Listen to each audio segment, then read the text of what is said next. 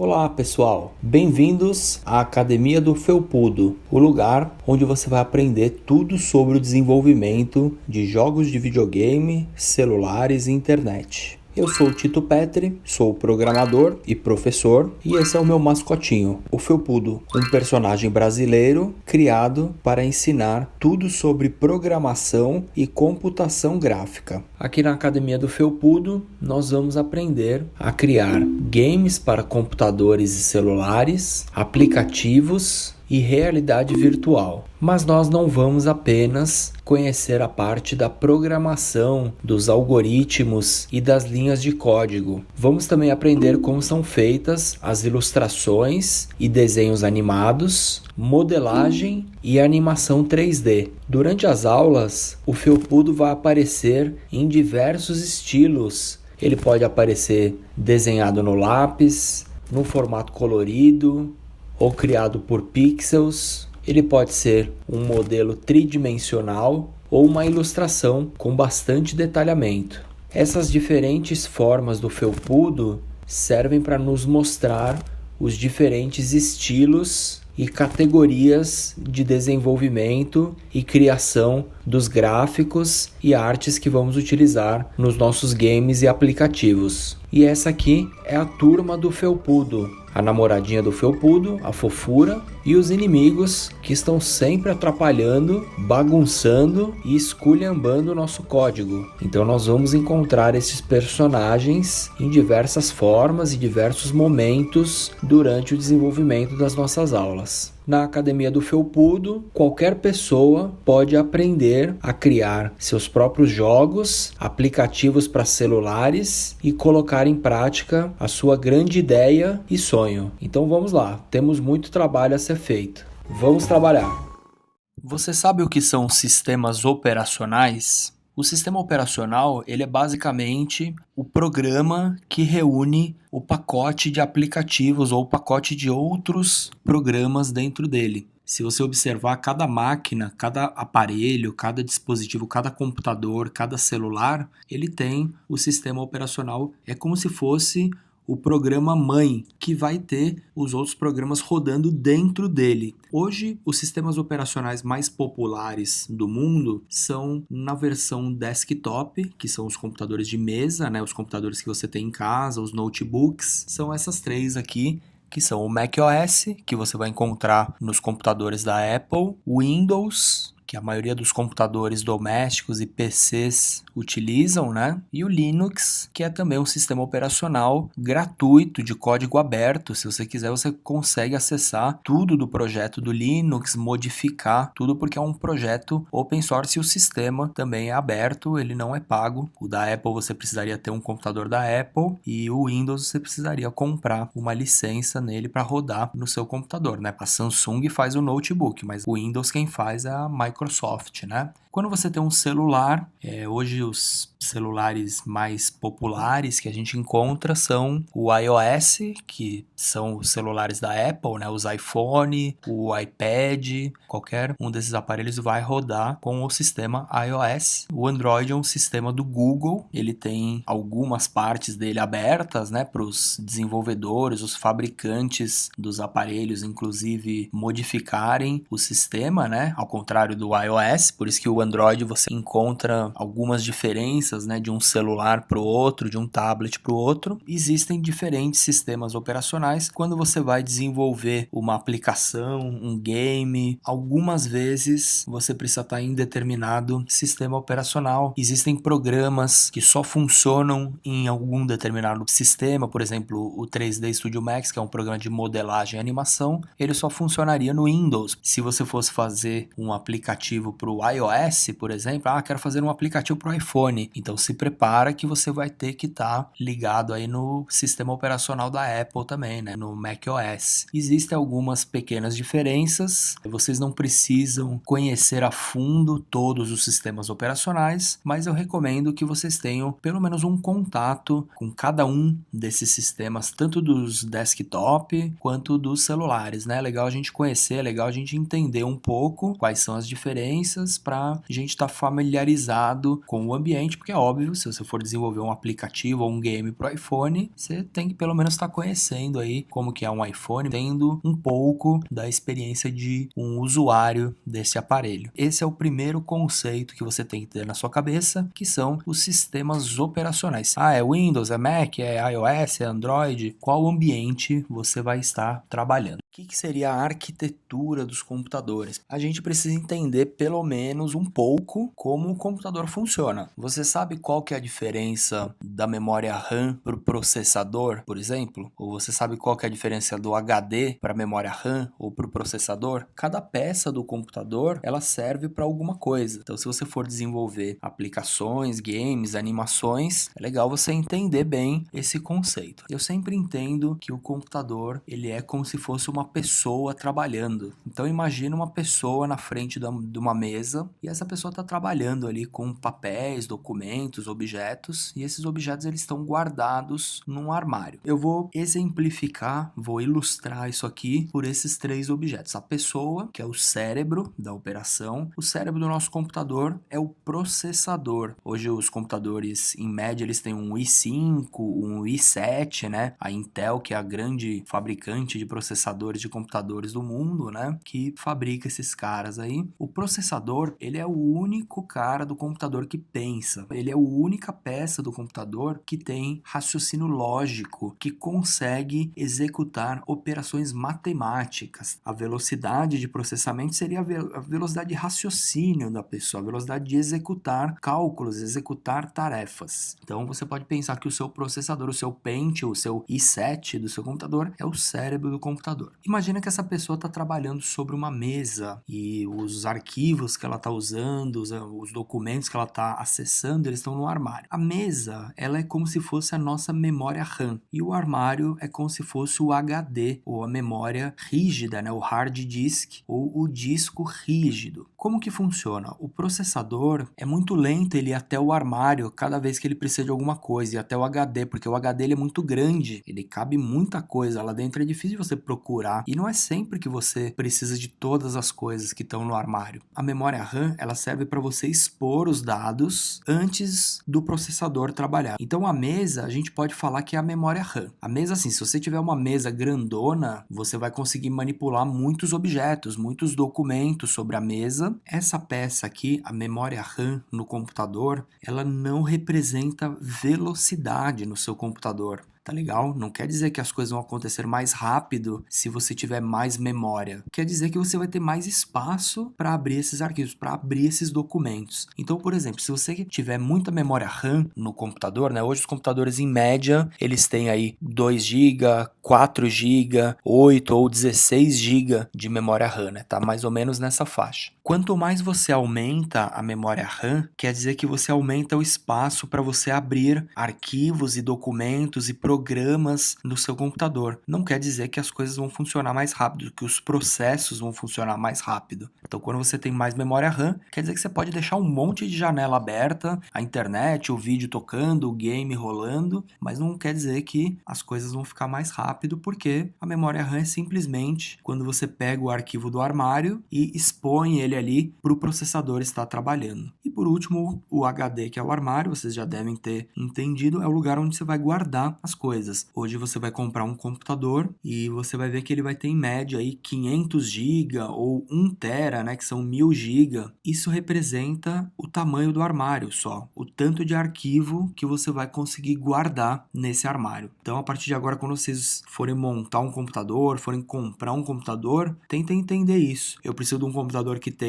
mais processamento, porque eu vou trabalhar com programas pesados, vou jogar jogos pesados, ou eu tenho que ter um computador com bastante memória RAM, porque eu vou precisar ter um monte de coisa aberta toda hora, ou eu vou ter que guardar muita coisa, eu vou ter que armazenar muito arquivo, muito vídeo, que é muito pesado, então eu tenho que ter muito HD, muito armário. Isso daí é só pra gente criar na nossa cabeça alguns conceitos, porque o tempo todo você vai ter que estar entendendo como a máquina, como o computador vai estar funcionando, e é legal você entender pelo menos um pouco sobre a arquitetura dele, sobre como as peças funcionam, o que cada peça faz. o computador ele é feito com várias peças, várias partes. A gente ainda tem a placa de vídeo, a placa de rede, né? Cada uma vai ter uma determinada função aí, mas por enquanto, basicamente, essa estrutura aqui, que é um cérebro, uma memória RAM e um espaço de armazenamento, você vai encontrar praticamente em qualquer dispositivo eletrônico hoje em dia, tá legal? Desde um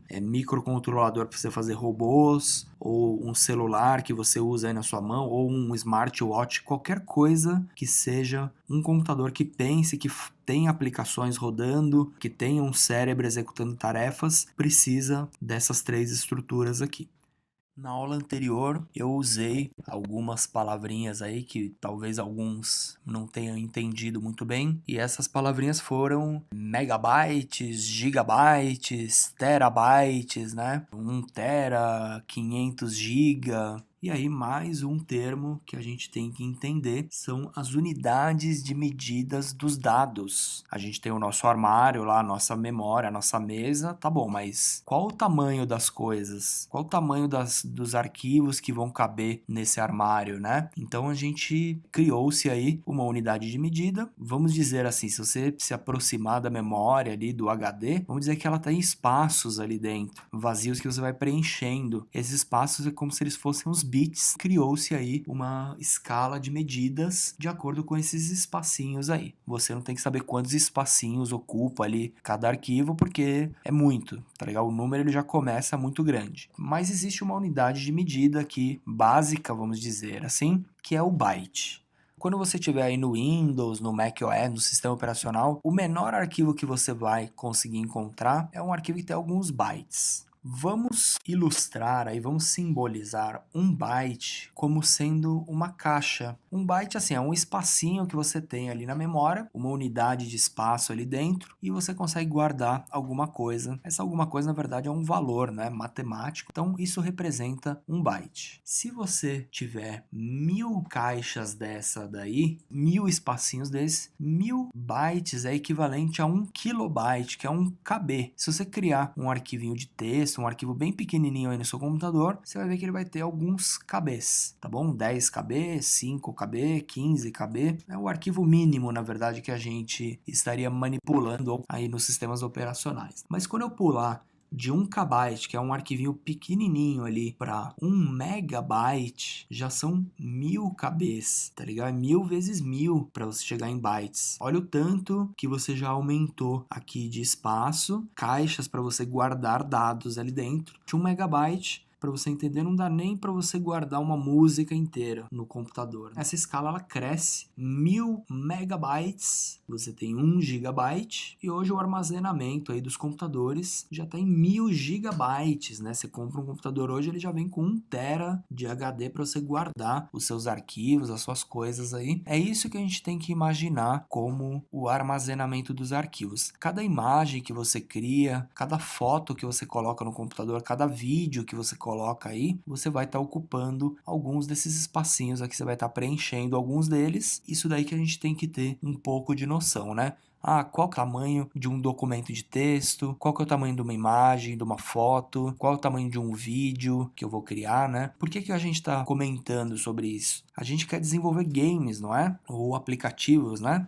Lembrem que a gente tem que estar o tempo todo pensando nisso, no tamanho dos arquivos, no armazenamento dos arquivos. Imagina que o game no final ele vai ter que ficar o mais levinho possível, o menor possível, para ele ficar aquele aplicativo mais levinho no seu celular, ficar aquela aplicação que você abre, ela inicia rapidinho. Então o tempo todo a gente vai ter que estar ligado no tamanho dos arquivos e na unidade de medida que a gente está lidando ali. Só para a gente abstrair um pouquinho mais sobre o tamanho, o armazenamento de arquivos, né? Eu levantei aqui uma curiosidade. Esse aqui é o primeiro HD que a IBM lançou, né? É um dos primeiros discos rígidos que eles fabricaram aí em escala, né? 1956. E esse HD, ó, desse tamanho aqui, olha quanto que ele tinha de capacidade de armazenamento. 5 mega, pouco menos de 5 mega, 5 milhões de caracteres cabia nele. Vamos dizer assim, 5 milhões de letras ali para formar documentos, enfim, 5 mega. E aí eu fiz aqui um levantamento, algumas curiosidades, né? Quanto que tem mais ou menos cada tipo de arquivo, ó. Então, se você criar um documentinho de texto aí no Windows, um TXT, né? Se você escrever um textão ali, alguma coisa, você vai ver que vai dar uns 20 KB o seu arquivo. Que ele só vai guardar alguns caracteres, né? Bem mais simples de armazenar, né? Vamos dizer assim, na hora de escrever, especificar cada dado, são simplesmente letras, né? Aí você tem um arquivo de imagem, um arquivo de foto, né? Uma fotografia, que geralmente está no formato JPEG e ele vai ter mais ou menos uns 500 KB a 1 MB, às vezes chega a 2, né, dependendo do tamanho da foto, da resolução que a gente fala da foto, né, do número de pontos que ela tiver, vai chegar até 2 ou até um pouco mais. Um JPEG, uma imagem digital, vai estar sempre em volta desses kbytes aqui, de 500 kbytes para 1 mega, né, a 1000 kbytes que seria 1 mega, né. Um arquivo MP3, que é um arquivo de música, ele fica ali em volta dos 3 aos 5 mega, tá? Uma música aí nos 3 minutos, você vai ver que o tamanho lá, o peso dela, então já é mais que uma foto, né? Seria aqui, vamos dizer assim, de 3 a 5 fotos, que seria, né? Olha do texto para fotografia o tanto que você já pulou de tamanho, né? E se você pegar o vídeo basicamente são os arquivos maiores que nós vamos encontrar aí no computador, tá? Eles vão ficar mais ou menos, ó, um vídeo aqui para tocar no QuickTime, né, o ponto .mov, ele vai ficar aqui mais ou menos com uns 500 MB, 1 GB. É claro que depende da compressão, do tamanho do vídeo, do tempo de duração, da escala de cores do vídeo. Tem um monte de parâmetros aí, né, para definir o tamanho do vídeo. Você poderia encontrar um vídeo com alguns kbytes também, sem nenhum problema, porém existem aí as especificações. Eu estou aqui generalizando para que vocês comecem a observar. Geralmente você vai estar trabalhando aí no computador com esses tipos de arquivo aqui, né? Ou uma imagem, ou uma música, ou um texto, ou um vídeo. Hoje, os mais jovens aí que estão assistindo o curso não vão lembrar, não vão conhecer, né? Mas vamos dizer, lá para os anos 90, assim, usava-se muito esse cara que é o disquete, né? O disquete, ele não cabia lá nem 2 MB, ele cabia 1.4 MB. Então vamos dizer que se eu quisesse colocar um meu MP3 aqui de 7 minutos, né, uma música lá do Led Zeppelin de 7 minutos, você não vai conseguir porque ele tem 1.4 MB. Ele vai no máximo gravar um MP3 curtinho, um sonzinho de alguns segundos que vai ocupar até 1.4 MB. A próxima mídia de sucesso foi o CD, que ele equivale a 700 MB, o que daria exatamente 500 disquetes. A capacidade de gravar coisas aqui, de estocar arquivos digitais aqui aumentou 500 vezes. Aí sim, no CD a galera começa a usar bastante vídeo, bastante música, né? Começa a se popularizar o MP3 aí lá pro final dos anos 90, né? Começo do ano 2000 ali, tráfego de música na internet, aí a mídia também teve que dar uma engordada aí para suportar tudo que estava acontecendo, né? E aí a próxima mídia de sucesso que você teve foi o DVD. Ele tem 4.3 GB. Ele foi, na verdade, uma evolução do CD. São apenas 6 CDs aqui dentro. Percebe que não foi um salto como o do disquete para o CD, em questão de proporcionalidade, né, de tamanho, mas enfim, é uma mídia bem popular até hoje. Um DVD cabe 4.3 GB dentro de um DVD, e é por isso que você usa o DVD para guardar filmes, né, de algumas horas às vezes. No caso do DVD, conseguiria armazenar isso, né? Alguns formatos de armazenamento bem comum são os pendrive, né? A gente guarda a coisa direto em pendrive, em HD externo. Chega no nível aqui do cartão SD ou micro SD. Essa imagem aqui ela ilustra um cartão micro SD que hoje você consegue encontrar com 1 terabyte. Perceba o tamanho do dispositivo, né, de armazenamento, o tamanho de dados que ele consegue guardar. As memórias, elas, conforme o tempo vai passando, a tecnologia vai evoluindo, elas vão ficando cada vez menores e mais densas, vamos dizer assim, possibilitando cada vez mais armazenamento e até, no caso dos processadores, mais processamento de dado, né? Então, se a gente pegar uma memória dessa, um cartão micro SD, a proporção disso para DVDs, ó, seria esse cartão que está na ponta do dedo aqui do cara, tem de espaço de armazenamento mesmo que 240 DVDs, né? Imagina uma pilha com 200 DVDs aí, ou 15 mil CDs. Ou se a gente proporcionalizar isso ainda para disquete, seriam mais de 700 mil disquetes. E o tempo todo a gente vai ter que estar de olho no tamanho das coisas, o que eu vou usar. Ah, eu tenho um vídeo aqui, pô, esse vídeo está com 5 GB, né? Aonde que eu vou conseguir armazenar isso daqui? Então agora nós vamos falar um pouco sobre os tipos de arquivos digitais. Vamos começar pelo TXT. TXT é um arquivo de texto. Se você for no aplicativo do bloco de notas no Windows ou o Notepad aí no macOS, né? Você vai ter uma ferramenta para escrever um texto, tá legal? E se você salvar esse texto em formato .txt, você vai ter as suas palavras e frases e o texto inteiro gravado. Os principais tipos de documentos de texto são o Doc, é o formato da Microsoft, do Word, né, do Microsoft Office. O Doc ele salva texto, imagens, até links de internet, ele salva várias coisas dentro dele, mas você precisa do Word para abrir. O PDF é um formato mais de leitura, que salva imagens, textos, até links, uma série de recursos ele tem. O XLS é uma planilha, então se você quiser criar aquelas tabelas, aqueles estudos de análises financeiras, por exemplo, de números, você consegue montar uma tabela aí bem robusta e criar comportamentos, criar fórmulas, né? E o PowerPoint, que é uma apresentação de textos, imagens, onde você pode inserir um som também. Esses são alguns formatos de documentos bem populares hoje. Então, se você pegar algum desses tipos de arquivo, você já vai saber do que se trata, né? O arquivo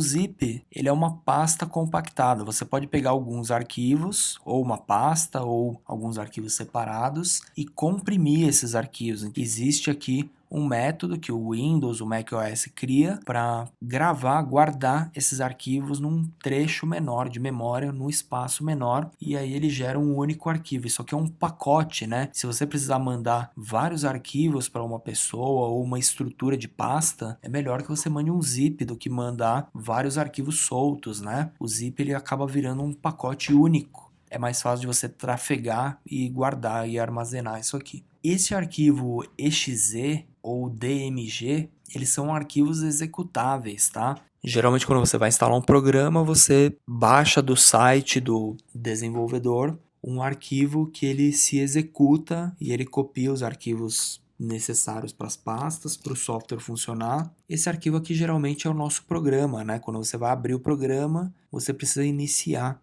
o programa pelo executável. No caso do macOS, o DMG é o instalador do programa e aí o programa fica na pasta de aplicativos, né? Para a gente entender como funcionam as imagens digitais, né? A gente primeiro precisa entender o conceito de pixel e plano cartesiano. Então vamos entender primeiro o plano cartesiano, o que ele é. O plano cartesiano é um sistema de medição de um espaço. Imagina que você tem uma régua na horizontal, que é o eixo X, e uma outra régua na vertical, que é o eixo Y. É o que a gente fala que são as duas dimensões, né? O 2D. Se você contar aqui 5 casinhas em X e 4 casinhas em Y, por exemplo, você consegue definir um ponto nessa coordenada.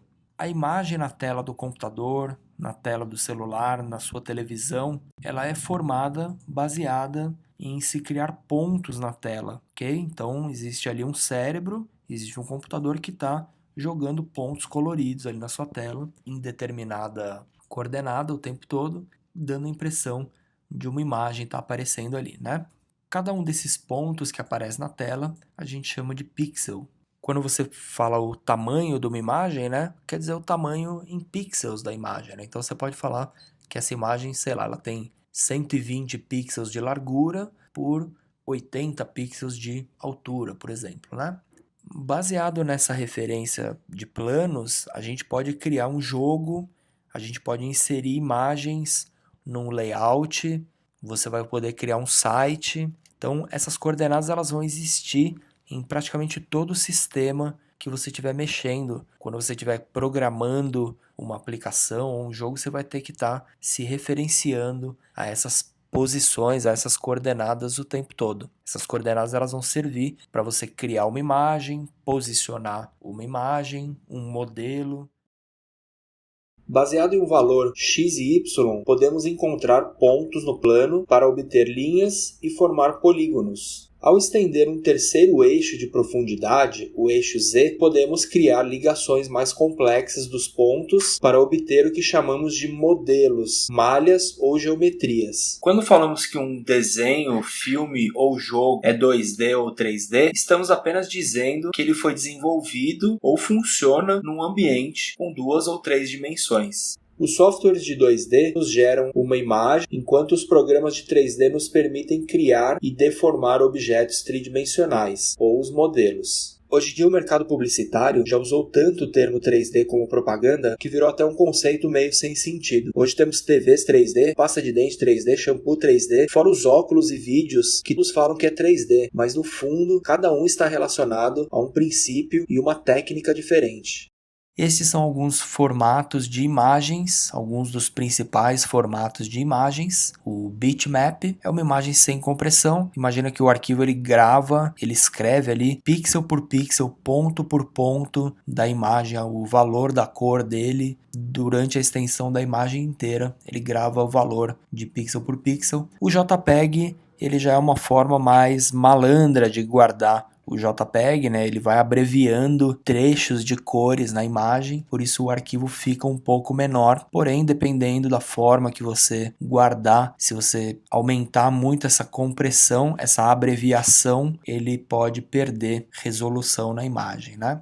O PNG é como se fosse um JPEG com a compressão qualidade máxima, porém ele tem um canal de transparência, você consegue enxergar os pixels transparentes. Então uma imagem poderia ter recortes, né? Ela não precisaria ser quadrada como nos outros dois casos, no JPEG e no bitmap. O PNG ele vai preservar as áreas transparentes da imagem. E o GIF, ele é praticamente como um PNG, ele também guarda as áreas transparentes da imagem, sem escalas de cinza, porque o GIF ele recorta seco a transparência, ou é transparente ou não é. E o GIF também te permite salvar animações. Então a gente pode, ao invés de guardar um quadro de animação, a gente pode guardar vários quadros de imagens, criando um arquivo animado, né, com uma impressão de movimento. A animação é a técnica de você dar movimento para as coisas. Se você tiver uma sequência de várias imagens, uma pequena diferença no desenho de uma imagem para outra, quando você passar essas imagens bem rápido, você vai ter o efeito que essa imagem está se movimentando. O primeiro exemplo é um ciclo de animação de um personagem andando. Se você conseguisse colocar desenho sobre desenho aqui e tocar ele rapidinho, você vai ver o movimento dele andando em ciclo, né? O último quadro do movimento encaixaria de volta com o primeiro. Se você for fazer um personagem andando num game, basicamente você vai ter que fazer isso daqui. Seja ele 2D, 3D, basicamente é essa impressão de movimento que você vai ter que criar. Esse desenho da bolinha aqui, caindo, né? Na hora que ela cai, ela dá uma esticada para dar uma impressão de movimento, achata, faz um impacto aqui, né? Dá uma impressão de um impacto, estica de novo. Isso aqui é um exercício de animação bem tradicional. O interessante é vocês já começarem a rabiscar isso aqui na folha do caderno. Começa a voltar a atenção de vocês para isso daqui e aí vai assistir desenho animado, as animações antigas da Disney, que vocês vão se esclarecer bastante a respeito disso aqui. Então esse termo aqui, animação quadro a quadro, é basicamente isso, é você ter várias poses de um desenho, um pouquinho diferente da anterior, e aí você tocando isso rapidinho, você vai ter uma impressão de movimento. Quando a gente faz uma animação no computador, né, como o computador ele ajuda a gente faz essa animação a mais ou menos 30 quadros por segundo. Então quando você passa lá 1 segundo de um vídeo, de uma animação, você viu ali 30 frames, 30 desenhos. Quando os caras animavam na mão isso aqui, né, eles faziam menos desenhos. Às vezes animava ali a 18 quadros, às vezes a 24, para dar uma economizada no número de desenhos. Eu diria que acima de 12 quadros por segundo, o seu cérebro já tem a ilusão do movimento. Se você colocar menos que 12 quadros em 1 segundo, você vai ver a imagem mudando de uma para outra. Acima de 12 quadros, 15 quadros em diante, o cérebro já está enganado. é o que você precisa para criar essa impressão do movimento. E é isso que a gente chama de quadro a quadro, ou keyframes, né? Os quadros-chaves da nossa animação. São essas poses que vão determinar essa mudança aí do movimento. Eu já vou citar aqui 3 livros, que são basicamente as bíblias do pessoal que quer seguir para animação, para desenho. O primeiro livro aqui, o Illusion of Life, esse livro é um livro em inglês. É um livro que foi escrito por artistas da Disney, que trabalharam Bambi, Peter Pan, Mowgli, A Bela Adormecida, lá antigamente, né? Lá para 1940, 1950. O Frank Thomas e o Ollie Johnston, né? Eles escreveram esse livro onde eles contam praticamente toda a fórmula da Disney, toda a receita da Disney para criar personagem, roteiro, toda a técnica que a Disney inventou, formulou quando fez esses grandes filmes. Eles colocam aqui dentro desse livro. Se você quer entrar para a área de animação, de games, esse livro é uma referência. Não só esse, como esses 3 aqui. O segundo é o Cartoon Animation, do Preston Blair. Se você quiser conhecer a arte de movimentar as coisas, você tem que ter esse livro como referência. Vocês acham aí para comprar, acham até na internet aí em PDF. E o terceiro aqui é o Animator Survivor Kit. Também ele disseca toda essa técnica de movimento. É o que a gente conhece como técnica tradicional americana de animação. Se você pegar um desenho americano e um japonês, você vai ver que são técnicas totalmente diferentes, tá legal? O japonês, às vezes, o desenho tá parado ali, só a boquinha do personagem tá mexendo e o fundo, né? Enquanto o americano não, você vai ver que as coisas elas estão sempre em movimento, não só uma. São técnicas diferentes e isso vai mudando ao longo do tempo, mas eu acho que é legal vocês conhecerem os primórdios aí. Eu acho que até hoje não fizeram coisa mais legal, né, do que os caras fizeram há quase 100 anos atrás, então é legal você conhecer a raiz aí das técnicas, mesmo sabendo que hoje a gente tem o computador, a gente tem várias ferramentas para facilitar. Essas técnicas aqui, por mais que você não está desenhando na mão, elas se aplicam a qualquer tipo de trabalho, de arte, de animação. Então, se você for trabalhar com stop motion, com animação para game, até, quero criar um roteiro para uma novela, você vai ver que existem coisas muito úteis aqui no meio desse material. Hoje a gente tem o computador. Hoje você pode usar várias ferramentas, vários recursos dos softwares aí de animação. E entre eles, um dos principais hoje em dia é a interpolação de movimento. Quando esses animadores faziam os desenhos antigamente, né, que eu falei, você precisava de 24 quadros, desenhos para ter 1 segundo de animação, né? Percebe que se você quisesse fazer o bracinho do personagem indo para frente, você teria que desenhar em 1 segundo, né? Você teria que desenhar 24 quadros dos intervalos, né, do bracinho do personagem indo para frente. Porém, hoje com o uso do computador, a gente não precisa fazer os 24 quadros. A gente faz o quadro inicial, o quadro final e o computador mesmo já calcula o intervalo entre uma postura e outra. Na verdade, nas animações antigas, esse intervalo ele era feito, vamos dizer assim, pelo estagiário do estúdio, né? O animador que era mais experiente, ele ia lá e falava, ó, no quadro 1 o bracinho tá aqui, no quadro 24 o bracinho tá aqui. Hoje o estagiário ele é o computador, na verdade. Você fala pro computador assim, ó, computador, o bracinho no 1 tá aqui, no 10 tá aqui, e o computador calcula o intervalo para você. Então aqui eu tenho um exemplo de um objeto se movimentando de um lugar até o outro, então em 5 quadros, então eu falo para ele, ó, no quadro 1 você está aqui, no quadro 5 você está aqui, e o computador vai calcular as poses médias aí para essa animação acontecer. Mesma coisa com a rotação dos objetos, né? Você tem o recurso de interpolar este movimento. Esse termo interpolação, ele quer dizer a transição de um estado para o outro, tá legal? Direto em computação gráfica você pode ouvir essa palavra. Então, sempre que você se deparar com esse termo, você vai entender que você só sabe o que é o início e o que é o final. A interpolação é o intervalo e geralmente o computador vai calcular esse intervalo, né? Existe um outro conceito que está sempre em alta aí, que é o pixel art. Todo mundo fala bastante aí do pixel art. Pixel art é um estilo legal, né, de você trabalhar. E eu só queria fazer algumas considerações aí sobre o pixel art. Só uma curiosidade a mais para vocês entenderem.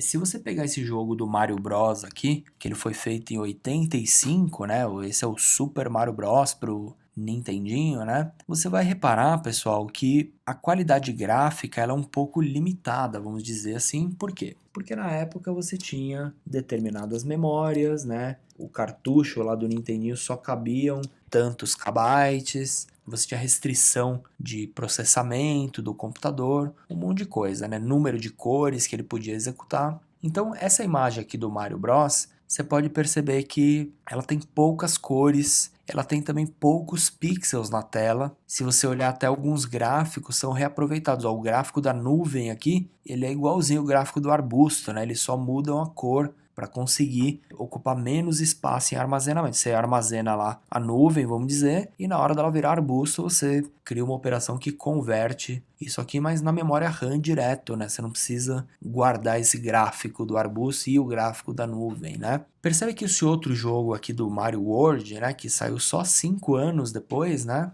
já tem mais cores, ele já tem mais pixels na tela. E de 90 para cá, isso aqui evoluiu muito mais. Hoje você consegue colocar não uma paleta de cores dessa aqui de algumas dezenas de cores, mas hoje você usa ali milhões de cores na composição do game. Os pixels aqui, a gente já tem aí as TVs Full HD, né? O videogame também vai estar funcionando nessa resolução, até maior que isso hoje, né? Quando eles fizeram esse game aqui, existiam todas essas limitações de tamanho de arquivo, de número de cores, número de pixels que pode aparecer na tela. Então, o pixel art, ele era uma necessidade, na verdade. O artista naquela época, o programador, ele tinha que ser muito limitado para criar os gráficos do game inteiro, por isso que os gráficos são todos reaproveitados, né? Esse tijolinho aqui é o mesmo tijolinho que aparece na última fase do jogo, né? Ou às vezes muda de cor. Tudo era reaproveitado, tudo era minimalista para conseguir caber dentro do cartucho. Até o som,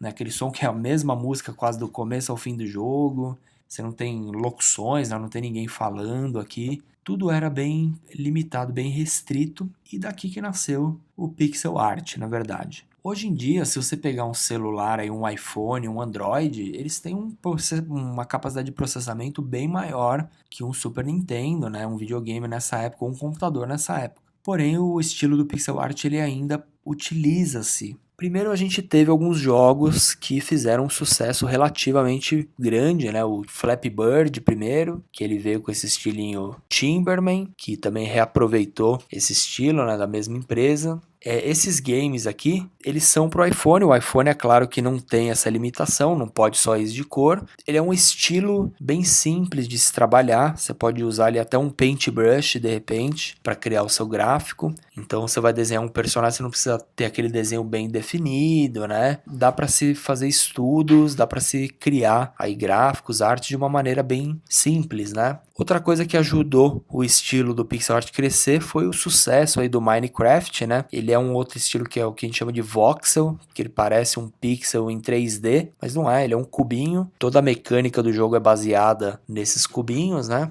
E um outro ponto que a gente pode observar também é que quando você faz esses gráficos em pixel art, eles ficam extremamente pequenos, tá legal? Você amplia ele lá na tela do jogo mesmo, mas o gráfico, o número de pontos do gráfico, ele é sempre minúsculo, né? Por exemplo, o Flappy Bird ele é um game, vamos dizer assim, um minigame, né? Que você pega e abre o app, joga um pouquinho e para. Para essa experiência de usuário, ele acaba sendo até importante, né? Você não ter um app cheio de gráficos, cheio de animações, gráficos pesados, né? Porque quando o usuário vai abrir o app, ele demora um pouquinho para abrir. Você quebra um pouco da experiência de usuário. Então vocês podem perceber que hoje esses games casuais, né, que a gente fala, eles usam muito o estilinho pixel art para poupar tamanho, poupar espaço e poupar produção também, né? É um estilo bem viável de se utilizar e fica bem legal, né? Principalmente para o pessoal que gostava dos games antigamente, né? Eu só tô trazendo esse tema aqui para que vocês entendam qual que é a relação. Pô, por que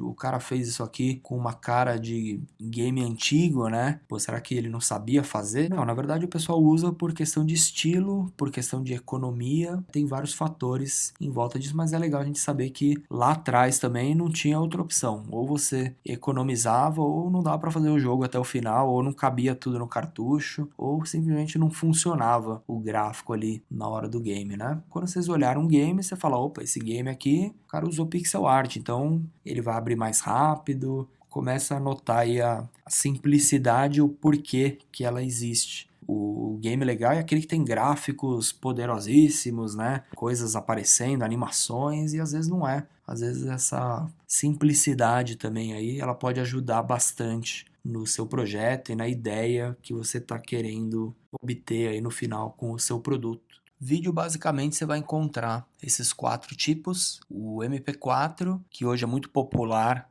na internet, né? Na web usa-se muito, é o formato MPEG. Quando você joga um vídeo, por exemplo, para o YouTube, qualquer vídeo que você jogar lá, ele vai converter para um MP4 e é esse vídeo que vai trafegar pela internet. Os arquivos .mov, que são os arquivos do QuickTime da Apple, eles são ideais para você fazer edição de vídeo. Então, se você for num canal de televisão, numa produtora de vídeo, direto vão se trabalhar com os arquivos MOV. É muito comum o pessoal de edição gostar bastante de editar nos computadores da Apple, justamente por causa desse arquivo, desse padrão. O MOV você consegue editar no Windows também, porém ele é bem mais dinâmico, é quando você está usando todo ali o sistema da Apple, né? Por isso que a galera de edição gosta muito aí de Apple, né? De Macs, né?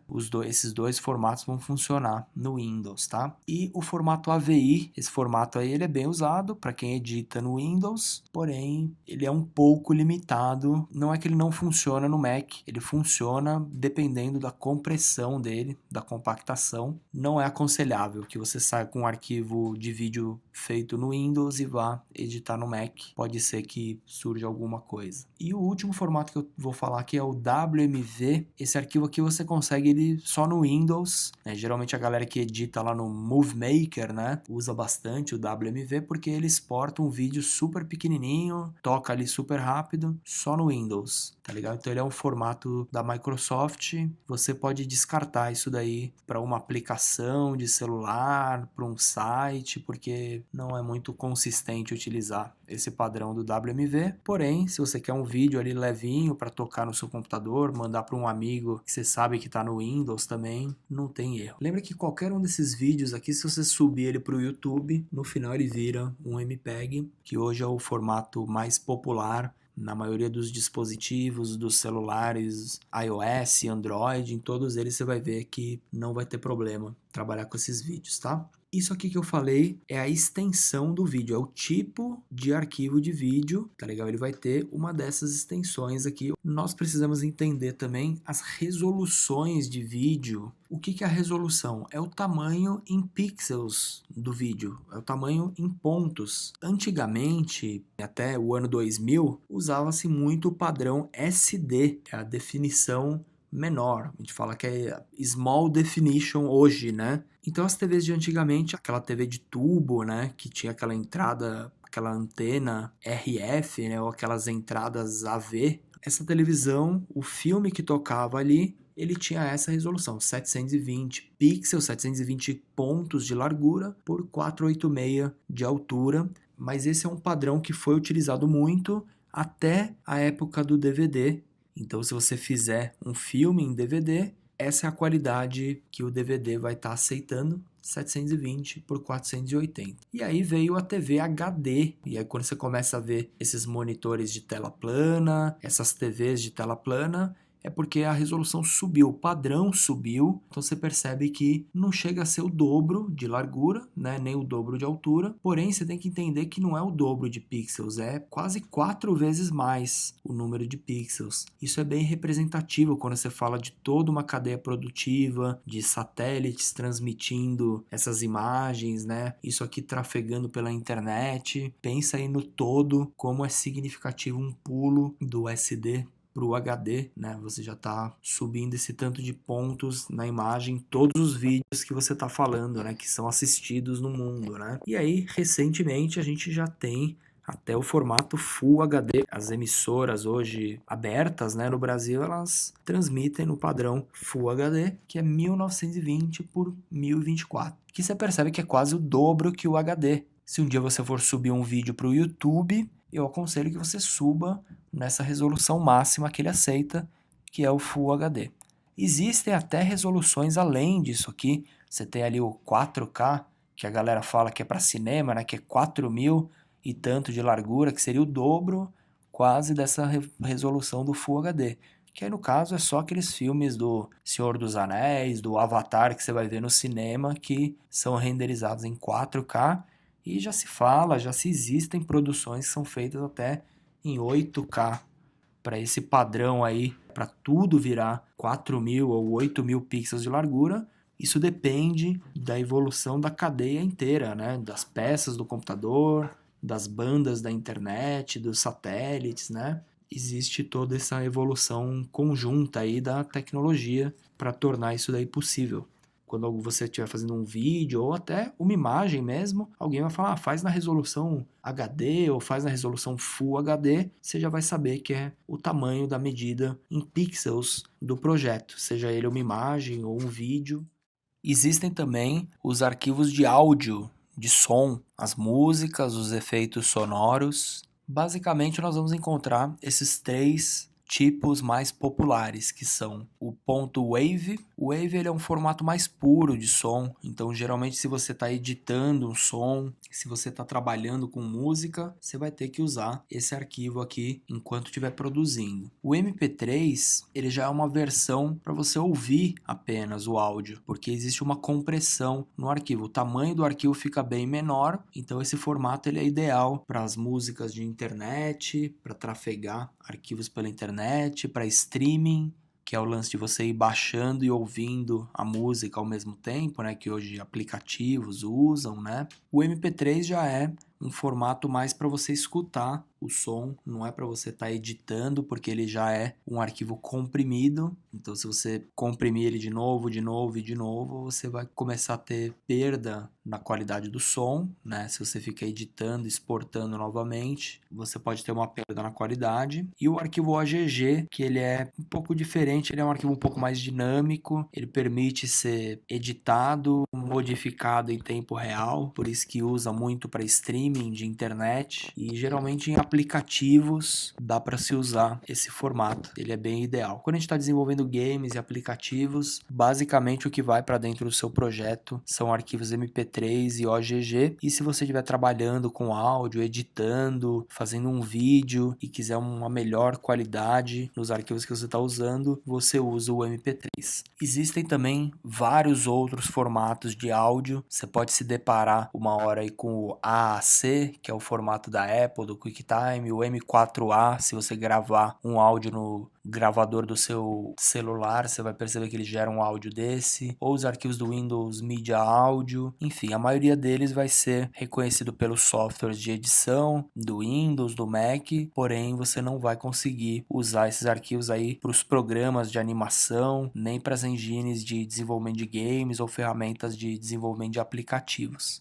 Durante os últimos anos, eu sempre trabalhei com desenvolvimento de jogos, animação, desenvolvimento de software. Direto as pessoas me perguntam, Tito, como eu consigo ganhar dinheiro fazendo games, fazendo animação? Então eu resolvi gravar esta aula para explicar um pouco sobre os meus conceitos, as minhas experiências, a minha vivência com esse mercado durante os últimos 15 anos. Para quem está tentando arrumar um emprego na área ou começar a viver de computação gráfica, animação, games, eu sugiro que vocês comecem a pensar nessas direções, tá? A primeira possibilidade é você encontrar um emprego, é você trabalhar em uma empresa que desenvolva este tipo de produto. Então esse produto ele pode ser um jogo de prateleira, ele pode ser um software encomendado, uma simulação de realidade virtual, filme, cinema, educação, publicidade. Todos esses tópicos aqui, existem muitas empresas que constantemente desenvolvem produtos, precisam de mão de obra em cima disso daqui e utilizam animação 3D, desenvolvimento de aplicativos, desenvolvimento de games, para inserir o seu trabalho dentro, né? Para mostrar para o cliente, para mostrar para as pessoas como funciona um processo, como funciona um produto. Olhem essas áreas, aí cada uma delas com muita atenção, No Brasil, a gente não tem muito jogo de prateleira, porque a gente concorre com os jogos gringos, né? Os jogos americanos. Então não existe muito espaço para esse cara aqui. Porém, na parte de educação, de treinamento corporativo, de publicidade, produção de filme, de cinema, vocês vão encontrar uma abrangência maior aí de empregos e é onde absorve mais os profissionais, tá? Para quem está começando com 3D, eu sugiro a área de arquitetura, maquete eletrônica. Não é ainda animação de personagem, desenho animado, mas é uma área interessante. Pode ser que seja um primeiro passo mais fácil para vocês, porque hoje no Brasil existe muita gente que cria stands para eventos, que cria demonstrações de imóveis novos que estão para vender, né, imagens de maquetes realistas, né? Então é uma área que absorve muita gente, tá legal? Então prestem atenção em cada um desses termos, em cada um desses nomes, para vocês procurarem empresas, montarem o seu portfólio focados em trabalhar em alguma coisa dessas, tá? Se você gosta de medicina, se você gosta de usar animação para explicar sobre medicamentos, sobre tratamentos, né? Então você pode montar um portfólio em cima disso, que existe uma grande demanda, e se você tiver trabalhos já específicos, né? Você vai arrumar um emprego com mais facilidade, ou um trabalho, um freelancer com mais facilidade, tendo isso daí já vivenciado, ou tendo um produto já desenvolvido. Então lembre-se sempre disso. Se você quiser trabalhar na Disney, faça trabalhos com a cara da Disney. Se você quer trabalhar na Blizzard, que tem monstros e criaturas, aí faça uma coisa focada na empresa que você quer trabalhar. Comece trabalhando já antes de te chamarem, antes de te contratar. Ninguém vai te contratar para te ensinar isso daqui. Geralmente você vai fazer os seus projetos, as suas ideias, e eventualmente as pessoas vão te pagar para fazer isso daqui. Hoje, como a internet está bem acessível, os computadores estão mais acessíveis do que alguns anos atrás, a gente tem à disposição um monte de ferramenta para criar coisas. Eu sugiro também que vocês pensem em criar seus próprios produtos. Hoje você consegue com muita facilidade vender uma coisa pela internet, vender um aplicativo nas lojas de apps para iPhone, para Android. Você consegue vender produtos e serviços dentro dos aplicativos também através dos in-app purchases. Existe a possibilidade até de você criar um jogo e vender objetos virtuais dentro desse jogo e receber em dinheiro de verdade, né? Através das transações dentro dos aplicativos. Hoje um modelo bem interessante que está aumentando muito é o modelo de assinaturas, onde você tem um site, você fornece algum serviço, algum produto e os usuários pagam mensalmente, né? Ou também você pode optar por ter algum produto, algum aplicativo, algum site que seja gratuito, onde os usuários ficam navegando, ficam criando ações, ficam inserindo conteúdo, e você utiliza esse conteúdo, essas ações dos usuários a seu favor para criar outros negócios indiretos. Então, só para a gente entender, o Google, o Facebook, essas grandes empresas de tecnologia, hoje eles têm uma inteligência de dados, então tudo que você faz quando você está nessas ferramentas, quando você está conectado nessas ferramentas, eles estão gravando, eles estão estudando essas suas ações, esse seu comportamento, para criar inteligências de vendas, negócios indiretos para vender o produto deles, tá legal? Ou até vender coisas para você também, né? Lembre-se disso, tudo que você vai fazer no Facebook, ele vai estar analisando o seu perfil para uma hora tá vendendo isso para uma empresa, tá criando alguma forma de negócio indireto. Você está no Facebook o tempo todo, você não paga nada para o Facebook, mas tudo que você está fazendo lá dentro está sendo medido e está sendo estudado de alguma forma. Isso em algum ponto vira um negócio. Essas são outras maneiras aí da gente enxergar os negócios digitais hoje. Eu sempre digo que a melhor forma de você encontrar um emprego é estar estudando, é estar produzindo. Na verdade, isso vale para todo o meio artístico, né? Se você tem uma arte, algum processo, algum hobby, alguma paixão, você faz aquilo lá com muita intensidade, com muita frequência, e eventualmente você vai ser pago para fazer aquilo lá. Então, um artista, ele fica pintando quadro e às vezes aparece alguém ali que compra um quadro dele ou que faz alguma coisa acontecer ali para ele. Essa área de desenvolvimento, de animação, ela é bem parecida. você vai ter que estar criando suas coisas, você vai ter que estar inventando aí para as coisas acontecerem. Uma maneira bem interessante de fazer as coisas acontecerem é você ensinar os outros. Quando você ensina as coisas que você sabe, você gera uma onda de boas coisas, de boas ações. Então a pessoa ali ela vai aprender, ela vai se empolgar com aquilo lá, ela vai evoluir em certo ponto, e isso você pode ter certeza que vai trazer coisas benéficas para você em algum ponto lá na frente e para todo mundo em geral. Tenham bastante isso, ensinem as coisas para os outros, façam com que o conhecimento seja propagado o tempo todo. Não escondam informação, não tentem adquirir informação só para você, porque a informação hoje ela está na internet, ela está ao acesso de todos.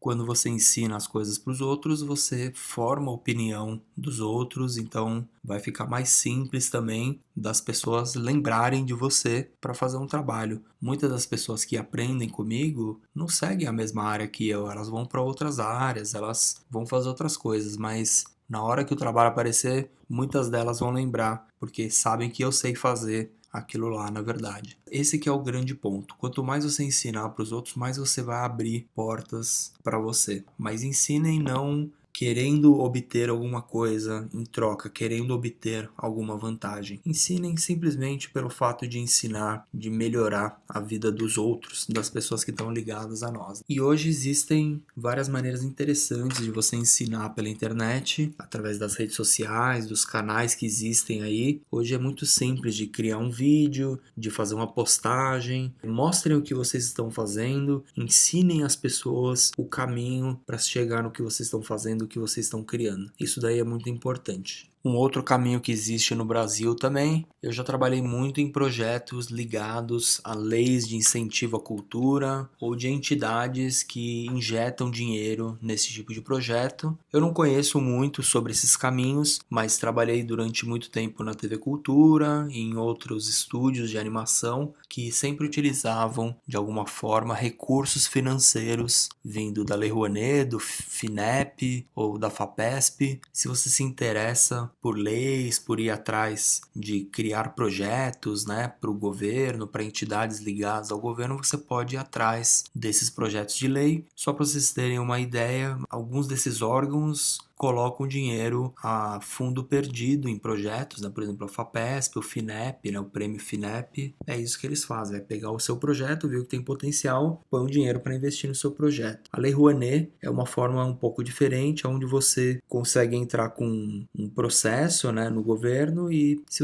aprovar o seu projeto, o governo te autoriza a captar recurso nas empresas. Então as empresas podem colocar dinheiro no seu projeto ao invés de pagar imposto. Então você pode ir na Kraft um dia, ou numa empresa de alimentos, ou numa grande empresa, uma Coca-Cola, e obter ali R$ 100.000 para colocar no seu projeto, e a empresa deixaria de pagar em impostos R$ 100.000 e ainda estaria beneficiando com um projeto de apoio à lei cultural, né?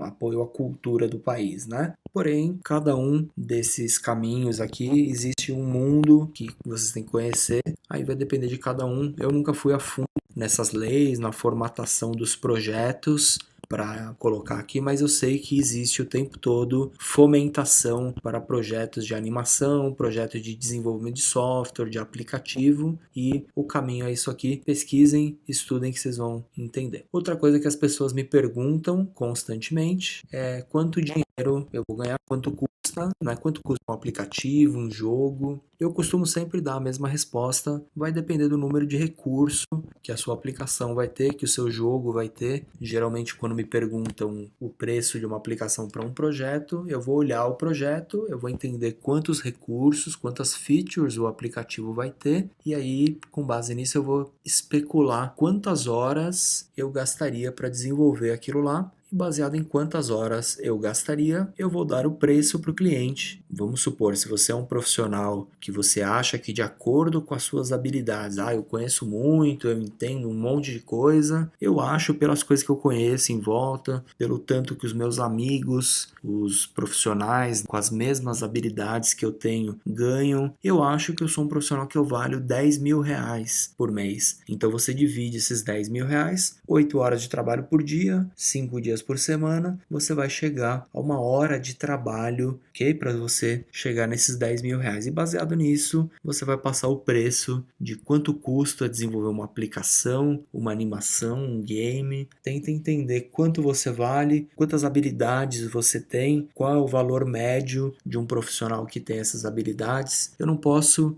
dizer para vocês em valores, porque eu estou falando de várias áreas. Animação é uma coisa, programação é outra, desenho, ilustração. Aí você tem a área de educação, de publicidade, mas a ideia é a gente entender mais ou menos quanto as pessoas em volta estão ganhando, para a gente entender mais ou menos quanto vale o nosso trabalho perto das nossas habilidades. Se você for trabalhar numa empresa, e hoje eu não consigo dizer para você quanto um profissional vai ganhar, porque existem muitos níveis de profissional. Tem desde o júnior, o experiente que está ganhando um salário mínimo, até os grandes programadores que estão inventando sistemas para o Google e estão vendendo isso por milhares ou centenas de milhares, milhões. Existem vários casos, pontualmente dá para se criar várias histórias, vários cenários aí. Por isso eu não gosto de falar para as pessoas quanto que vale 1 hora de trabalho. É um conjunto de parâmetros, na verdade. É isso que eu quero que vocês entendam. Mas o primeiro passo é entender o seguinte: quanto você quer ganhar por mês? Quanto você acha que vale hoje o seu trabalho perto das habilidades que você tem? Ah, Tito, eu acho que hoje eu tenho que ganhar 10 mil. Então, divide isso por hora de trabalho, por dia. Você vai entender quanto vale a sua hora de trabalho, e quando você pegar um projeto, você vai entender de acordo com os recursos que aquele projeto vai ter, você vai tentar especular quantas horas você demoraria, quantos dias de trabalho você demoraria para fazer aquilo lá. E aí você vai estar chegando num consenso. Tudo também tem a ver com quem é o seu cliente, né? Vai ter o cliente X, que é a grande multinacional, a grande empresa, aquele cliente que você sabe que tem muito dinheiro para gastar, e vai ter o cliente Y, aquela empresa menor. Então tudo vai ter que ser mensurado. Eu estou aqui, na verdade, é só colocando alguns desses parâmetros para que vocês pensem a respeito e avaliem de acordo com todas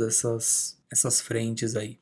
As pessoas frequentemente me perguntam: Tito, eu quero iniciar na área de computação gráfica, de games, por onde que eu começo? Então eu gravei esse vídeo para mostrar para vocês como que essa pergunta ela deve ser respondida. Na verdade, você não precisa ir pela ferramenta, tá, pessoal? A primeira coisa que você tem que fazer é responder na sua cabeça qual tipo de produto você deseja criar. Esse produto, ele basicamente ou vai ser um filme, ou um site, ou um aplicativo, ou um game. Tá legal? Um aplicativo para celular ou para computador, ou um jogo também para celular ou para computador. Baseado nessa resposta, aí você segue um desses caminhos aqui. Se o que você quer é filme, é animação, você quer trabalhar na Pixar, na Disney, você quer criar aqueles filmes para cinema, vídeos para internet, para o Instagram, para o YouTube. Eu quero trabalhar com vídeo digital, Tito. Às vezes no game, entre um jogo e uma fase e outra, existe um cinematic, né? Cinematic é aquele videozinho, aquela animação que rola. Não é um game, é outro estilo de produção.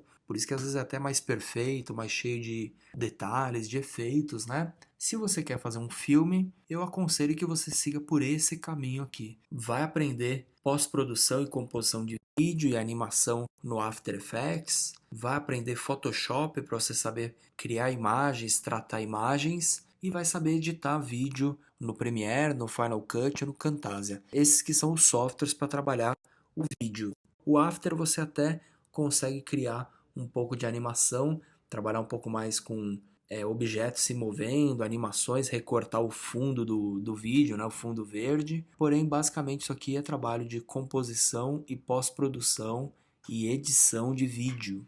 É aconselhável que você conheça também um pouco sobre modelagem e animação 3D, porque as ferramentas de modelagem e animação 3D elas vão te dar um monte de recursos. Você pode modelar objetos, inserir objetos, personagens, cenas em 3D no seu filme. Então, é aconselhável que o profissional que queira seguir para a parte de filme, de animação, entenda um pouco de cada um desses softwares aqui que eu estou mostrando. 3D Max, ou Maya, ou Cinema, ou Blender, e After Effects, Photoshop e pelo menos um software de edição, Final Cut ou Premiere. O profissional completo nessa área vai entender todas essas ferramentas aqui.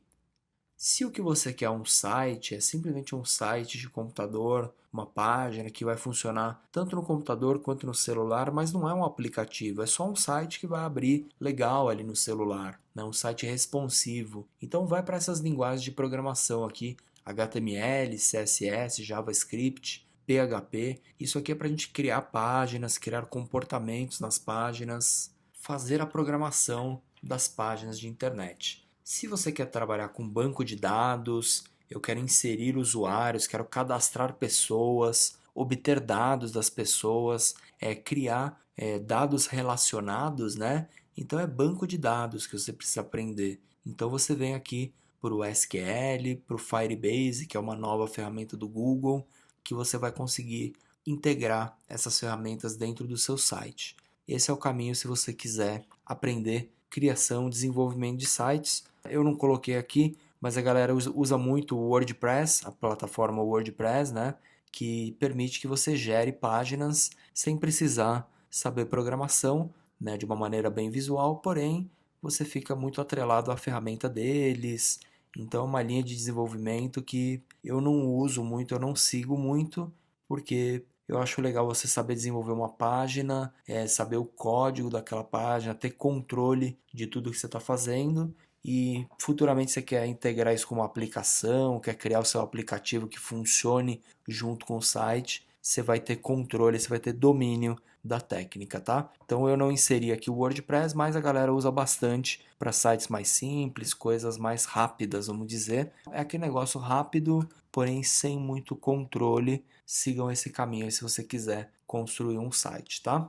Se a sua resposta foi que você deseja criar um aplicativo, Tida, eu quero fazer uma aplicação que nem o Instagram, que nem um Twitter, um Tinder, um Facebook, uma aplicação para celular, que a galera vai entrar e vai fazer alguma coisa. Coisas relacionadas a mapa, geolocalização, um sistema para celulares Android ou iOS.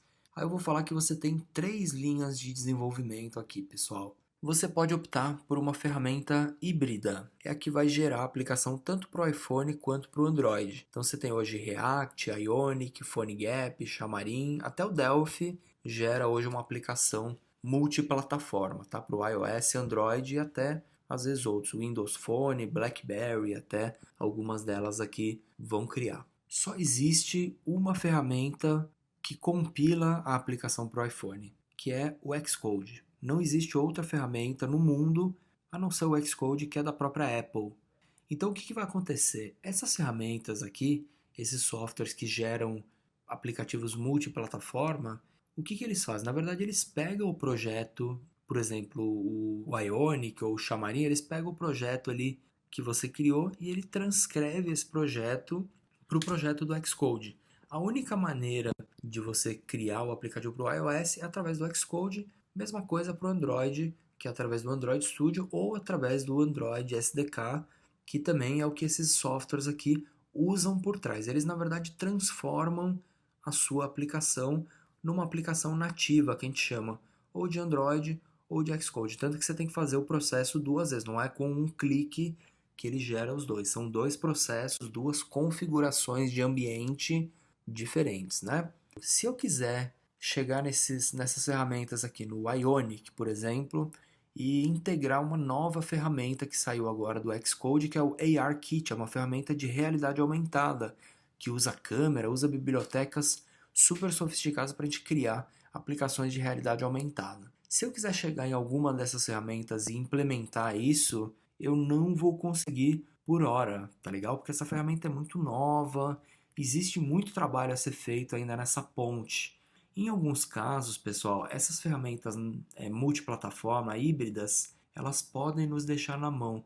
Pode ser que alguma coisa ali você fale, ela me limitou a não conseguir usar um recurso que eu quero, ou integrar 2 ferramentas diferentes, né? Essas ferramentas aqui, multiplataforma, elas são muito boas para você prototipar aplicações, para você iniciar ideias de aplicativos, vamos dizer assim, um aplicativo para ele ganhar forma, né, para ele virar uma empresa ali, ele ter êxito, demora às vezes anos, às vezes você vai ter que fazer uma empresa, 2, 3, na quarta vai dar certo. Eu diria que para começar as ideias, esses aplicativos são legais.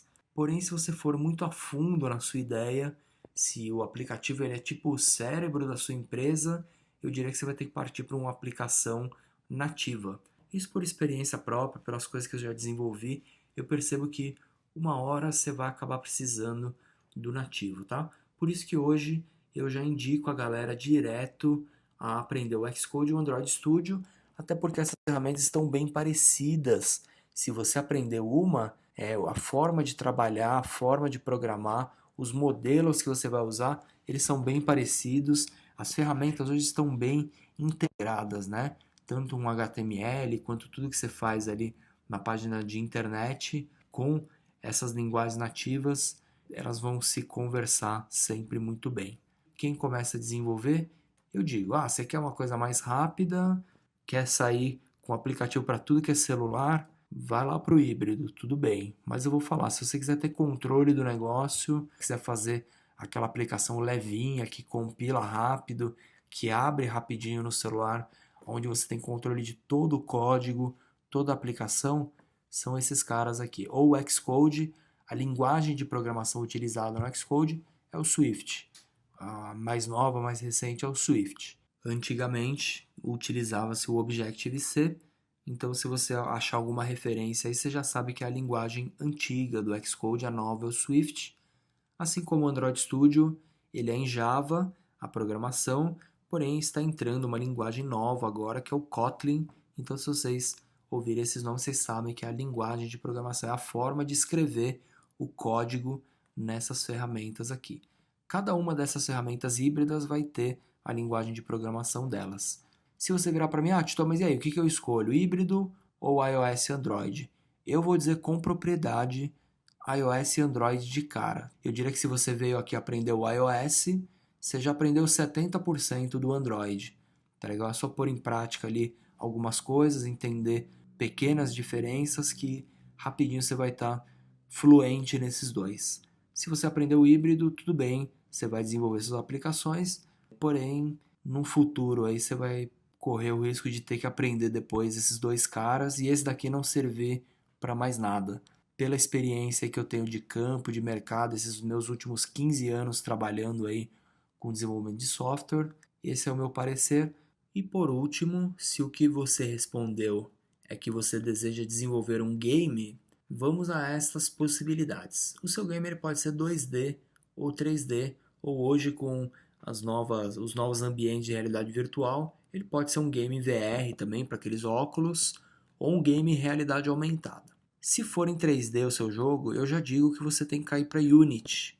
Por que Unity? Tem gente que vai falar, mas tem o Unreal também, o Unreal é muito bom. Sim, o Unreal ele é uma ferramenta muito bacana, muito legal, muito promissora, porém, tudo que existe hoje em termos de realidade virtual e realidade aumentada só está 100% integrado com o Unity. Então tem vários recursos, várias ferramentas, vários SDKs que não funcionam ainda com o Unreal. Por isso eu digo que se você começou a aprender hoje, é legal você aprender o Unity, porque de cara você vai estar fazendo seus games 3D, colocando ele no iOS, no Android, e já sabe trabalhar com essas ferramentas de realidade virtual, tá legal? As principais ferramentas de AR e VR hoje, o AR Core, ARKit, o Vuforia, eles só estão integrados 100% com o Unity. O Unity tem uma grande interface com este tipo de aplicação. Então eu diria que se o game é 3D, Unity. A realidade virtual, a realidade aumentada, Unity também. Se você falar assim,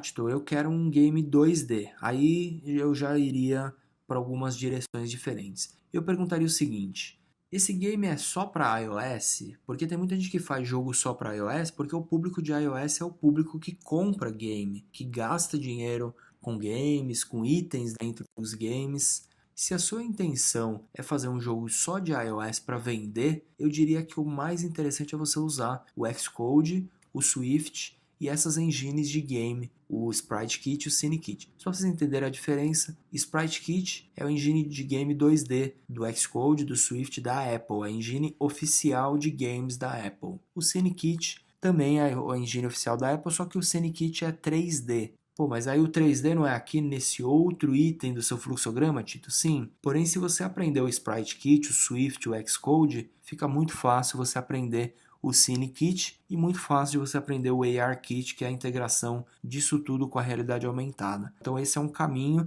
se você quer fazer aplicação para vender, para bombar de venda, para vender item virtual, eu diria que o caminho é a linguagem nativa do iOS. O problema é o seguinte, se você for fazer para Android também, você vai ter que fazer tudo de novo. Então, nesse caso, pô, Tito, mas eu quero para iOS e Android. Então, eu diria que o caminho é mais um jogo, uma ferramenta multiplataforma. Hoje você tem essas daqui, Unity, Godot, Unreal. Especialmente no caso de um game de plataforma, um jogo de aventura, né, 2D, eu partiria para Stencil ou para Construct, que elas têm kits de criar jogo de aventura. Então, com pouco conhecimento, você consegue colocar um personagem, andar com ele, pegar itens, matar inimigos, porque você usa como se fossem alguns templates dessas ferramentas e aí consegue construir essa aplicação para iOS e para Android. Isso aqui é o cenário que eu monto na minha cabeça para responder essa dúvida dos alunos, da galera que me pergunta: Tito, se eu for fazer um game, que ferramenta que eu uso? Que linguagem que eu aprendo? Esse é o caminho, essas são as perguntas que eu faria para mim mesmo nesse momento, de acordo com a minha experiência, o meu ponto de vista. Todas essas ferramentas que eu estou comentando aqui, elas são ótimas, porém, eu diria para um desenvolvimento mais avançado, se você quiser ir mais longe ali, essa seria a linha de desenvolvimento que eu tomaria. Se caso hoje eu fosse criar um game para um cliente, por exemplo, eu faria todas essas perguntas aqui na hora de iniciar o desenvolvimento, né? Então, toda vez que alguém vem e me pergunta aí na internet, o que eu respondo é isso aqui. Eu monto esse fluxograma na minha cabeça e saio respondendo essas perguntas para chegar aonde você quer. A pergunta não é qual a melhor ferramenta, e sim qual a melhor ferramenta para fazer o que você quer fazer. E para fazer o que você quer fazer, primeiro você precisa responder uma dessas perguntas. Beleza, pessoal? Então até a próxima, espero que vocês tenham gostado aí. Valeu! Ao longo dos últimos anos eu criei quase 30 cursos sobre desenvolvimento de games, animação 3D, aplicativos, e são cursos de várias ferramentas, várias linguagens. Se vocês quiserem seguir para aprender essas ferramentas, eu já aconselho logo este roteiro de cursos aqui. Então, se você quer desenhar, Tito, eu quero ficar bom em desenho, animação, ilustração 2D, eu quero saber criar personagens. Então, siga essa linha aqui, arte para games e apps, onde você vai criar o gráfico do felpudo, do passarinho em alguns estilos diferentes, né? O estilo de vetor, o estilo de pixel art, vai aprender a fazer uma animação com ele, uma animação com esqueleto, uma animação programática, né? Uma animação que ela vira um código para a gente usar depois num aplicativo, é um método bem moderno de desenvolvimento, usa-se muito isso para deixar os aplicativos mais leves, né? Mais otimizado. Depois tem o curso de design de personagem, onde você vai aprender a criar todo o conceito do seu personagem, desde a aparência, o aspecto, a história do personagem, até desenhar isso, dar um formato para esse personagem e fazer como se fosse um produto para você entregar para um cliente, tá? Se um cliente te contratar para criar um personagem, qual é o produto final? O que você tem que entregar na mão do cliente? Você vai aprender toda essa finalização, essa arte final para trabalhar com a criação e o desenvolvimento de personagem. E o curso de ilustração avançada, usando lá o Clip Studio Paint, vai te dar uma boa noção de como fazer uma bela de uma imagem aí, uma bela de uma ilustração bem trabalhada para algum produto, algum game, alguma animação que você fizer. Se o que você deseja aprender é animação 3D, então eu posso sugerir o meu curso de modelagem e animação para jogos e realidade virtual. Como eu dei aula de 3D Studio Max durante 9 anos, né, numa escola grande aqui de São Paulo, eu treinei muitos alunos, eu entendi muito bem o que é preciso na parte do 3D para a gente trabalhar com jogos, com aplicações em real time, e como é o que eu venho praticando aí nos últimos anos, eu consegui colocar nesse curso aqui de uma forma bem simples, bem prática, para quem está começando. Eu tenho certeza que é o melhor curso de modelagem e animação que você vai encontrar aí para games, tá legal? Eu não só vou ensinar a ferramenta de 3D, as ferramentas de modelagem, como aqueles processos, aquelas peculiaridades aqueles cuidados que a gente deve tomar quando vai trabalhar com o 3D para jogos, tá legal? Para aplicativos, realidade aumentada, realidade virtual. Inclusive nesse curso a gente desenvolve um VR para cardboard, uma realidade aumentada que reconhece cartões, usa câmera, né? Então é um curso bem interessante para quem está dando os primeiros passos na parte de animação, tá? Se o que você quer é programação, Tito, eu quero programar games, quero programar aplicativos, então segue esse caminho aqui, ó. Aprende primeiro um pouco sobre lógica de programação para games e apps. Nesse curso eu dou uma boa introdução sobre os conceitos básicos da lógica de programação, aqueles nomes chatos, o que é uma variável, o que é um escopo, o que é uma função. Eu vou ensinar aqui de uma forma bem legal, bem abstrata, para que vocês entendam os termos da programação. Para quem nunca mexeu, quando algum programador vai ensinar programação para gente, ele começa a usar termos muito difíceis, muito impossíveis, e programação não é isso. Programação é muito fácil, é para qualquer um fazer hoje em dia, tá legal? Se fosse antigamente, eu até diria que é uma coisa mais trabalhosa, né, mais difícil. Hoje as ferramentas estão super simples, basta você conhecer as ideias iniciais, tá legal? Os conceitos iniciais, isso que é o mais importante. Todo mundo que aprende a programar fazendo esse curso aqui tem uma visão bem diferenciada sobre programação. O curso de lógica de programação para games e apps vai te dar esse primeiro passo, essa primeira entrada, e aí você pode optar por criar aplicativos para Android em Java. Tem um curso que a gente cria 12 apps, Twitter, um Tinder, um aplicativo baseado em mapa, aí você vai aprender a usar lista, câmera do celular, criando apps em Java, apps nativos usando o Android Studio. A gente também tem um curso similar de aplicativos para iOS. A gente não cria 12 apps, mas cria 4 ou 5 aplicações muito completinhas aqui, que são um game, que a gente salva os recordes, posta os recordes no Game Center, tem compras dentro desse game. É o único curso da internet em português que vocês vão encontrar que ensina a fazer in-app purchase para iPhone, tá legal? Isso daí é bem, vamos dizer assim, trabalhoso de se conseguir usando aí os fóruns, tá? A galera não põe isso na internet, né? Nesse curso aqui eu abordo como fazer o in-app purchase consumível e não consumível. A gente cria itens lá pra gente consumir no nosso jogo, cria um personagem secreto, né? Então eu mostro também como programar um app de vídeo super completinho, usando um modelo de dado super atual que é o MVC, que hoje usa para aplicativos, sites de internet. E aqui a gente também vai aprender o ARKit, que é a ferramenta de realidade aumentada da Apple, super nova, super promissora, saiu agora para o iOS 11 e eu sugiro que vocês aprendam isso logo de cara. Vai ter muito trabalho, muita coisa a se fazer utilizando essa ferramenta. Eu quero aprender a criar jogos em 3D, realidade aumentada, realidade virtual. Unity 3D, cria 7 jogos em C Sharp, vai criar jogo de aventura, jogo 2D, jogo 3D, Candy Crush, Angry Birds, o Flappy Bird também, mas vamos criar um Angry Birds, um Candy Crush, vários jogos legais. E se você quer só fazer games 2D para a internet, Tito, eu quero fazer game, eu estou começando em programação, eu quero fazer jogos para brincar, eu sugiro uma ferramenta muito legal que é o Scratch. Para quem está começando em programação, logo depois de fazer o curso de lógica, faz o curso de Scratch que vocês vão entender aí programação de jogos. A gente cria 9 games aí no Scratch e principalmente para a galera que está ensinando programação hoje está crescendo muito o número de escolas de programação. Se você está ensinando essas ferramentas em sala de aula, sem dúvida você está usando o Scratch. Esse curso é muito interessante porque a gente cria 9 projetinhos bem legais, bem originais, não são projetos que você acha aí nos tutoriais da internet, são projetos que eu mesmo criei.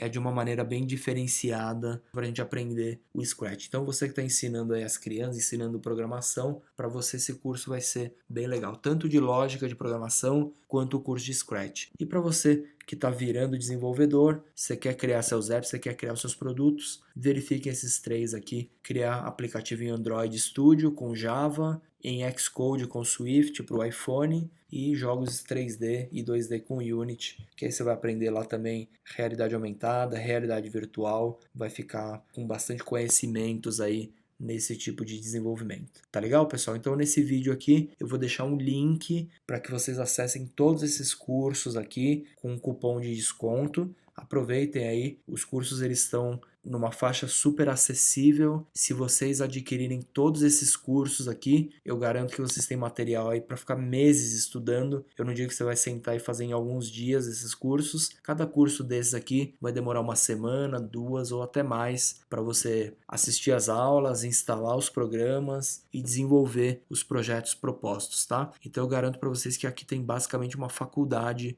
de desenvolvimento de games e aplicativos e desenho e animação para vocês. E um preço super acessível. Essa é a minha proposta como profissional, como professor, que é entregar algo acessível para os alunos aí do Brasil, que hoje a gente sabe que o ensino é caro e é difícil, né? A gente está indo todos os dias para um lugar para aprender, quando o conhecimento está aqui na nossa frente também, né? Então aproveita esse conteúdo, aproveita esse material. Quem conseguir consumir tudo isso que está aqui vai se tornar um grande profissional em bem pouco tempo.